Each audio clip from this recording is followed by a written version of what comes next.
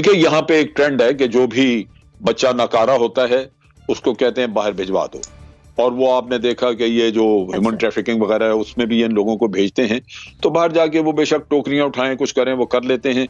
India ने अपने technical लोग भेजे हुए हैं, उनका उनकी पॉलिसी मेकिंग पे इन्फ्लुएंस है, उनकी गवर्नमेंट पे इन्फ्लुएंस है। आप देख लीजिए, जहां भी जिस मुल्क में हमने टोकरी उठाने वाले ज्यादा भेजे हैं तो अच्छी बात है, जाते हैं, जाके टोकरी के भी कुछ ना कुछ पैसे आ ही जाते हैं पाकिस्तान। नौकरियां इतनी होंगी, वसाइल इतने होंगे, मुल्क कैसे तरक्की करेगा कि दूसरे ममालिक से जो लोग हैं वो पाकिस्तान में आकर रोजगार कर सकेंगे। लेकिन क्या हुआ, इस पर तजज़ियाकारों से बात कर लेते हैं।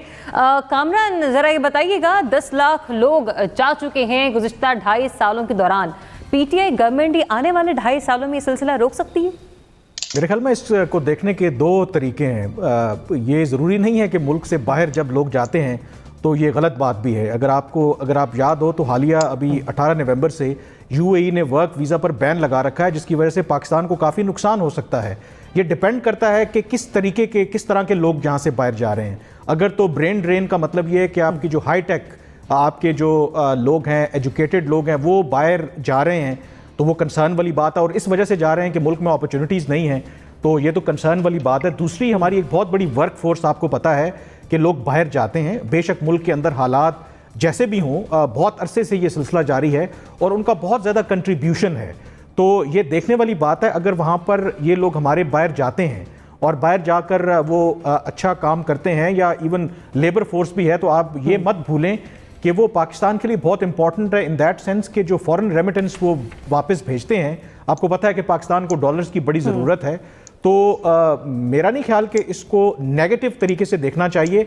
हाँ, ये ज़रूर है कि जो एजुकेटेड लोग हैं, जो पाकिस्तान के अंदर रहकर भी पाकिस्तान की खिदमत कर सकते हैं, अगर वो मायूस होकर के जा रहे हैं कि नहीं, पाकिस्तान के अंदर अपॉर्चुनिटीज़ नहीं हैं और पाकिस्तान से हमें अब चले जाना चाहिए, और ये रुझान मेरे ख्याल में इस गवर्नमेंट से पहले भी लोगों का रहा है कि कनाडा चले जाएं, अमेरिका में ग्रीन कार्ड ले लें, यूरोप में चले जाएं। लेकिन अगर लोग रोज़गार के लिए, हमें मज़ीद लोग भी वहाँ से जाते हैं, तो इसमें कोई हर्ज नहीं है, उसका पॉजिटिव ही कंट्रीब्यूशन होगा पाकिस्तान की मैशत के लिए। तो I look at it as a positive development, not as a negative. मेरे पास वक्त मुख्तसर है कामरान ने सेगमेंट के लिए, आपका लेकिन पॉइंट आ गया। मुज़म्मिल साहब, आपकी तरफ आऊंगी क्विकली। ये 10 लाख लोगों का जो फिगर है, इसमें हुनरमंद अफराद भी शामिल हैं और आला तालीम याफ्ता भी शामिल हैं। अब बताइए आपका जवाब। देखिए, पहली बात तो यह है कि ये पिछला 1 साल तो कोविड का साल था और हुनरमंद लोगों का तो बाहर जाने का कोई इतने मौके मौजूद नहीं थे, क्योंकि जहां दौलत है वहां लॉकडाउन था और हमारे पास दौलत नहीं है और हमारे पास लॉकडाउन भी नहीं था। तो इसलिए मैं समझता हूं कि पिछले 1 साल में तो कोई हुनरमंद लोगों का, या जो हम लेबर या जो ह्यूमन रिसोर्स एक्सपोर्ट करते हैं, उसकी शरह तो उस तरह नहीं रही। लेकिन डॉक्टर्स बाहर गए हैं, इंजीनियर्स बाहर गए हैं और प्रोफेशनल्स बाहर गए हैं, वो जरूर गए हैं और एक ब्रेन ड्रेन जरूर हुआ है।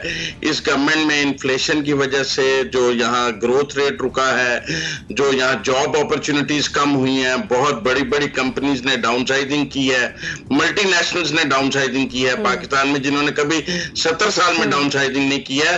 तो वो जो टॉप प्रोफेशनल्स थे वो बाहर गए हैं, ब्रेन ड्रेन हुआ है। और जॉब अपॉर्चुनिटीज जो पढ़े लिखे लोगों के लिए, यहाँ डॉक्टर्स को नौकरियां नहीं मिल रही, इंजीनियर्स को नहीं मिल रही। इसलिए मैं समझता हूं कि ये इस फिगर को उस तरह ना देखें कि एक्सपोर्ट हुआ है।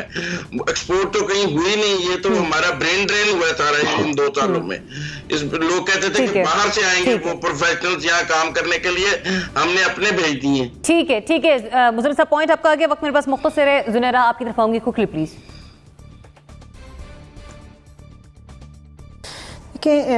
इस पे एक तो मज़ीद थोड़ी सी डिटेल हो तो ज़्यादा अच्छी बातचीत हो सकती है। ये जो बाहर जाने का मामला है, एक तो it's personal choice, it's entirely a personal choice. बहुत सारी रीजंस होती हैं why somebody choose to leave the country.